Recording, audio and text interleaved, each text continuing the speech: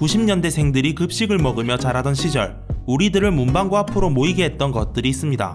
우리는 챔피언이나 유희왕 등이 그렇죠. 하지만 그 중간쯤 어딘가에 아이들을 팽이에 미치게 만든 작품이 있었습니다. 오늘은 탑블레이드가 어떻게 끝났는지에 대해 이야기해볼 겁니다. 한국팀이라 이름 지은 주제에 대놓고 외국인 용병을 사용하는 이들은 결국 세계대회에서 우승할 수 있었을까요? 그리고 분명 팽이 대회로 시작을 했는데 어쩌다 세계를 구해야 할 운명에 처하게 된 걸까요?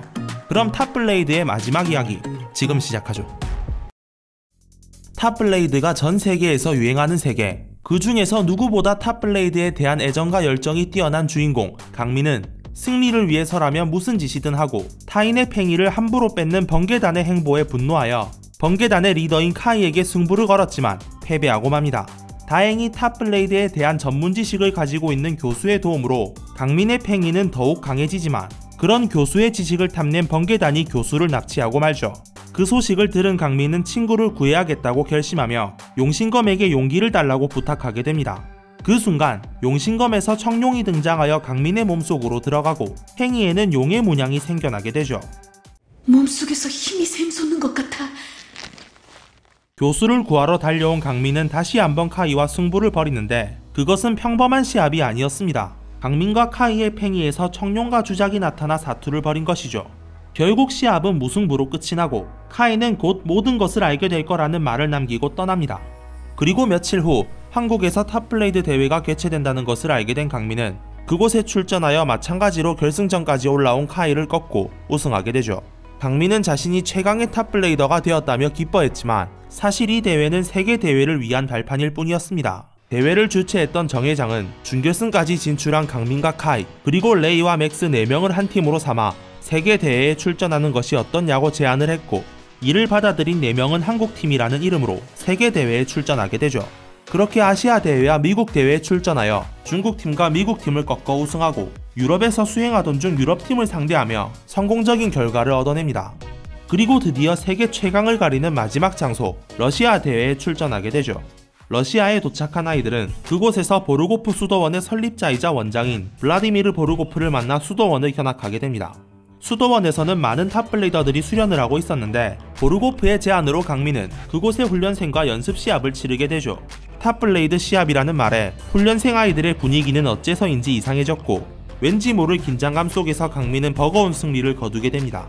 그런데 시합의 결과가 나오자 훈련생은 두려움에 떨며 보르고프에게 빌고 있었습니다.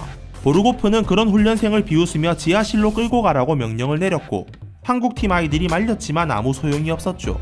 이에 화가 난 강민이 보르고프에게 따지고자 나섰지만 어째서인지 카이가 그를 제지하며 아무것도 하지 못한 채 수도원을 나서게 됩니다. 다음날 카이는 어제 있었던 일이 계속해서 마음에 걸렸습니다. 수도원에 들어갔을 때부터 계속 가슴이 요동치며 자신은 그곳을 알고 있는 듯한 느낌을 받았죠.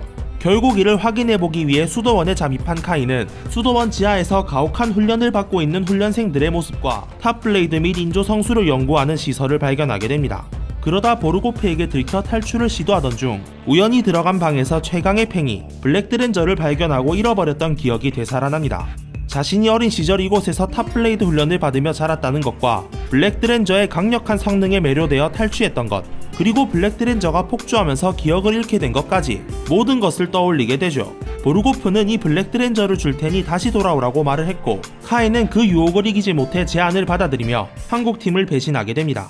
그리고 러시아팀과 미국팀의 친선전 당일 카이는 러시아팀의 소속으로 나타나게 됩니다.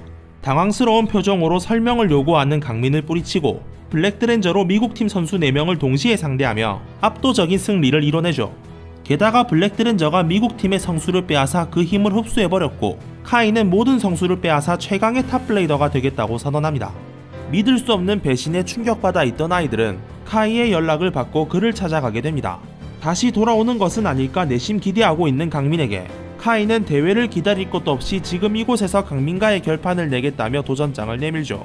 이러한 카이의 행동에 분노한 레이와 교수까지 참전하며 3대1의 시합이 시작됐지만 곧 교수의 팽이가 쓰러지고 레이 역시 백호를 불러 싸웠음에도 패하게 되면서 결국 강민과 카이의 1대1 승부가 되어버리죠. 강민의 분발에도 불구하고 블랙드렌저는 너무 강했습니다.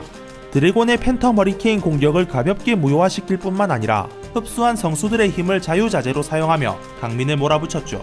그리고 마지막에 검은 주작을 소환하여 단숨에 드래곤을 부숴버립니다.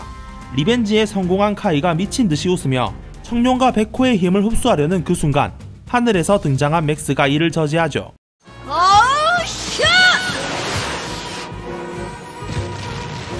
어머니의 배웅을 위해 떠나 있던 맥스는 그녀로부터 미국의 모든 기술력이 담긴 집합체 드레쉘 포트리스를 받아 돌아온 것이었습니다. 그런 맥스를 가소롭게 여기며 한 번에 쓰러뜨리겠다고 단언한 카이의 말과는 달리 드레쉘 포트리스는 블랙 드렌저의 공격을 버틸 정도로 뛰어난 성능을 보였죠. 막상 막하의 상황 속에서 강민은 카이가 버리고 떠났던 드렌저를 사용하여 블랙 드렌저를 공격했고 아이들의 외침에 사성수가 전부 깨어나 마침내 블랙 드렌저를 쓰러뜨리는 데 성공합니다. 하지만 사성수의 공격이 너무 강력했던 탓에 빙하가 깨지며 카이가 물에 빠질 위기에 처했으나 친구들의 도움으로 겨우 벗어나게 되죠.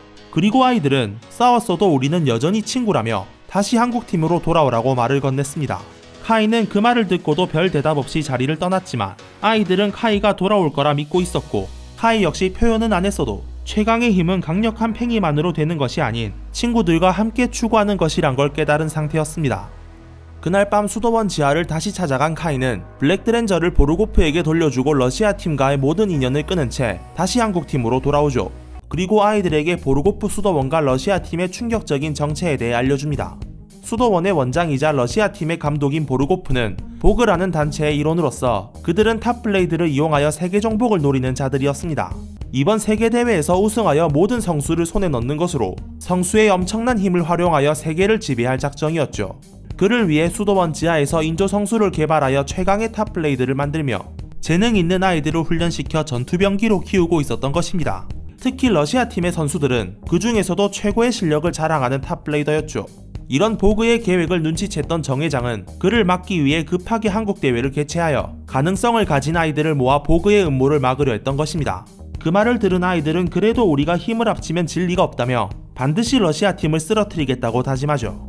그렇게 세계의 운명이 정해지는 결승전 첫날, 카이가 기세 좋게 선발로 나섰지만 팽이의 성능 차이로 인해 1차전에서 패하고 맙니다.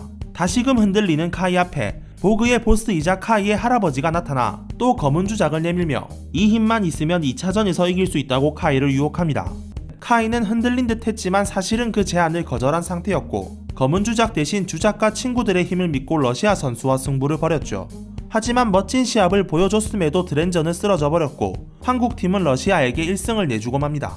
그래도 카이는 후회하지 않았습니다. 마침내 보그와 할아버지의 손에서 벗어난 것 같다는 해방감마저 느꼈죠. 아이들도 멋진 시합이었다고 카이를 격려해주었고 두 번째 선수인 레이가 자기만 믿으라며 경기장에 나섰습니다. 그렇게 시작된 두 번째 시합, 상대는 공기를 낫으로 바꾸어 공격하는 기술을 사용하며 드레이거뿐 아니라 레이마저 공격하는 비열한 짓을 계속했죠. 레이는 엄청난 상처를 입으면서도 절대 질 수 없다는 생각에 계속해서 버티며 결국 2승 1패로 승리를 거둡니다. 그러나 그 대가는 엉망이 된 레이의 몸과 백호의 소실이었죠. 절대 지지 말라는 말을 강민에게 남긴 채 레이는 병원으로 후송되었고 그를 지켜보던 강민은 다시 한번 각오를 다집니다. 러시아 최강의 선수 유리를 상대하는 강민을 돕기 위해 모든 사람들이 나섰습니다. 미국 팀의 기술자인 맥스의 어머니는 최첨단 장비를 가져와 강민의 팽이를 강화시켜 주었고 각 팀의 에이스들이 나서 그의 훈련을 도와주었죠. 이제 세계의 운명이 강민의 손에 달린 채 최강의 탑블레이더를 가리는 마지막 결승전이 시작됩니다. 경기가 시작되자마자 유리의 팽이 울보그가 드래곤을 강하게 몰아붙였으나 틈을 노린 반격으로 강민이 첫 판승을 얻게 되죠. 생각보다 쉽게 1승을 얻은 강민은 의기양양해진 채로 유리를 도발했지만 유리는 오히려 자신의 승리가 확실해졌다고 단언했습니다. 2차전이 시작되자 유리는 진정한 고독이 뭔지 보여주겠다며 울보그의 힘으로 다른 차원을 만들어 강민과 자신을 가두었습니다. 바깥 세계와 완전히 단절된 이곳에서 강민은 고독한 싸움을 계속하다 패배하여 2차전을 내주게 되죠. 압도적인 힘의 차이와 고독한 추위, 모든 것이 강민을 짓누르는 것처럼 보였고 이를 지켜보던 사람들은 강민이 다시 일어나지 못할 거라 생각했습니다. 그러나 모두의 예상과는 달리 그는 무너지지 않았죠. 이 극한의 상황 속에서 웃고 있었습니다. 강민은 이런 상황 속에서도 순수하게 탑블레이드를 즐기며 강자를 만난 것에 기뻐하고 있었죠. 그리고 자신은 드래곤과 함께 있기에 절대 혼자가 아니라며 유리에게 마지막 승부를 걸었습니다. 유리는 어이없어 하면서도 모든 성수의 힘이 합친 최강의 기술, 성수 무기로 맞받아쳤고 순간 강민이 밀리는 듯 했으나 친구들이 힘을 실어준 최후의 일격으로 울보그를 쓰러뜨리며 성수를 해방하는 데 성공합니다. 이는 한국팀의 최종 우승이 결정됨과 동시에 보그의 야망이 박살났음을 의미했죠. 이렇게 세계를 구하고 최강의 탑블레이더가 되어 대회장을 나서는 강민 앞에 여태까지 시합하였던 수많은 친구와 라이벌들이 챔피언에게 도전장을 내밀며 탑블레이드는 이렇게 막을 내립니다. 물론 탑블레이드의 이야기가 이것으로 완전히 끝은 아닙니다. 여러 작품에서 강민의 이야기가 계속 이어지죠. 특히 원작 만화책의 에필로그에서는 아들까지 데리고 있는 중년의 남자로 등장하며 마찬가지로 아들이 있는 중년의 카이와 아직까지 탑블레이드 시합을 하고 있다고 하네요. 참고로 레이는 자신을 짝사랑하던 마오와 결혼하여 등려했으며 맥스는 교수와 함께 독신이라고 합니다. 또한 탑블레이드의 정식 후속작 탑블레이드 V나 G블레이드에서는 강민이 성형수술에 성공하여 젖살 통통하던 모습을 버리고 미소년으로 변신하죠. 명색의 주인공임에도 카이나 레이에 비해 인기가 너무 낮았기에 제작진들이 배려하는 차원에서 해준 것 같지만 외모 버프를 받았어도 카이와 레이의 인기가 너무 높아 그들에 비할 바가 못됐습니다. 그나마 맥스가 버티고 있어 꼴등은 면했지만요.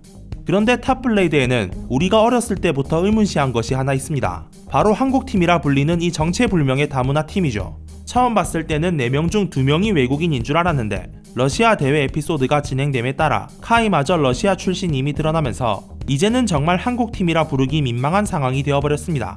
사실 맥스나 카이의 경우 혼혈이긴 하지만 정확한 국적이 드러나지 않았으므로 얘네가 이렇게 생겨서 그렇지 한국인이 맞는데? 얼마 전에 영장도 나왔음 라고 둘러댈 수는 있죠. 실제로 일본에서 발매된 설정집에 따르면 이들의 이름은 각각 미즈하라 맥스와 히와타리 카이로 국대 선발이 가능할 법한 인물들입니다. 물론 레이는 빼도 박도 못하는 외국인이지만요. 그리고 탑블레이드 하면 또 그 전설적인 왕구 신화에 대해 언급하지 않을 수가 없죠. 흥행과 수익을 동시에 잡은 이 작품은 대한민국 왕구 문화의 한 축을 담당했다고 해도 과언이 아닐 겁니다. 당시 모든 아이들이 팽이를 들고 다녔으며 고우슛을 외쳐보지 않은 사람이 없었고 스타디움을 가진 사람은 피리 부는 사나이가 되어 아이들을 몰고 다녔죠. 돌이켜보면 그때 왕구 회사의 마케팅은 정말 대단했습니다. 각각의 팽이에 특성을 부여하여 드래곤에게는 공격력이 높다는 설정을, 드레쉘에게는 방어력이 높다는 설정을 넣는 것으로 아이들이 여러 개의 팽이를 사게끔 유도했죠. 단순히 설정으로만 그런 것이 아니라 실제로 팽이 속에 그런 장치가 설계되어 있었습니다. 예를 들어 드레쉘의 경우 팽이 속에 쇠구슬이 들어있어 다른 팽이보다 더 오래 버틸 수 있게 만들어져 있었죠. 또한 스토리가 진행되면서 주인공들의 팽이가 계속 강화됨에 따라 그에 따른 왕구도 계속 발매되었고 문방구 아저씨의 행복한 웃음이 멈추지 않았습니다. 주인공 강민이 사용한 것만 봐도 드래곤 스톰, 드래곤 팬텀, 드래곤 빅토리, 드래곤 빅토리 2, 드래곤 갤럭시 터보 등등등 수많은 팽이들이 등장했으며 아이들의 구매욕을 계속 일으키기 위해 팽이 속에 모터를 달거나 더 크게 만들거나 아예 무선 조정할 수 있는 팽이가 나오기도 했죠. 그뿐만 아닙니다. 그들은 팽이만으로 만족 못하고 슈터도 진화시켰는데 분명 이랬던 녀석이 이렇게 진화하더니 나중에는 아예 전자기기가 되어버렸죠. 엄마한테 조르고 졸라서 이 녀석을 샀던 기억이 아직까지 나네요. 자, 오늘은 탑블레이드가 어떻게 끝났는지에 대해 이야기해봤습니다. 당시 아이들에게 최신 문화를 접할 수 있는 곳은 언제나 문방구였고 뭔가 하나라도 유행하기 시작하는 날에는 모두 문방구에 몰려가 승부를 즐기고 나름의 연구를 하며 열정을 불태웠습니다. 얼마 전 우연히 초등학교 앞거리를 지나가다가 절대 안 없어질 거라 생각했었던 문방구가 폐업해 사라져 있더군요. 초등학교의 한 세월을 그곳에서 보낸 만큼 마음속 어딘가가 좀 씁쓸했습니다. 그럼 저는 다음에 또 다른 이야기를 가지고 돌아오도록 하죠.